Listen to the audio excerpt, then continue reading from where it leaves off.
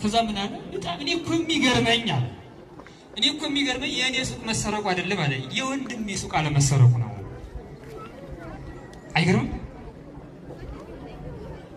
ምቀኛ እንደዚህ ነው። እኔ ለምን አጣው ብሎ አይደለም የሚቆረቆረው፣ ወንድሜ እንዴት አገኘ።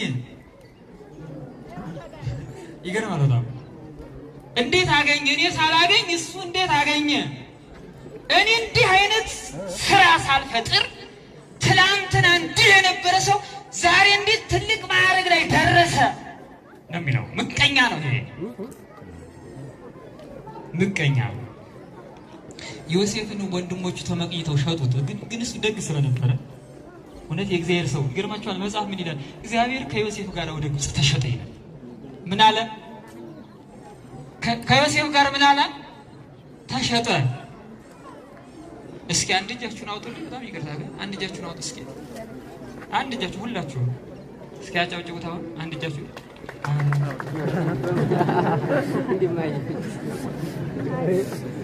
እኔ እኮ አንድ እጅ ነው።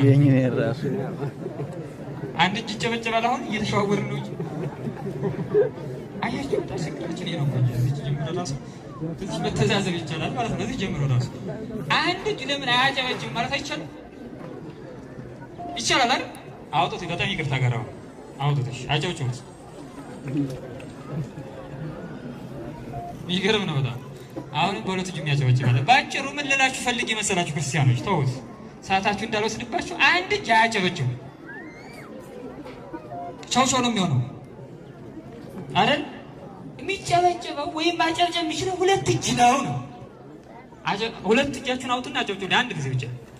በቃ ትብሬስትልኝ በቃ እግዚአብሔር ያክብርልኝ። ምንድነው አሁን ልነግራችሁ የፈለኩት? ምንድነው ልናገር የፈለኩት ይመስላችኋል? አንድ እጅ ቢወጣ እንደ ሆኖ ቢሆን ምንም ማጨብጨብ አይችልም፣ ቻው ቻው ነው የሚሆነው። ታዲያ መጨብጨብ የሚቻለው ማጨብጨብ የሚቻለው በሁለት እጅ ነው። ድምፅ የሚሰማው ሁለት እጅ ሲኖር ነው። እውነት አሰብ እግዚአብሔር ጩኸታችን የሚሰማን መዓቱን የሚያርቅልን በፍቅር አንድ ሆነን መጸለይ ስንችል ነው።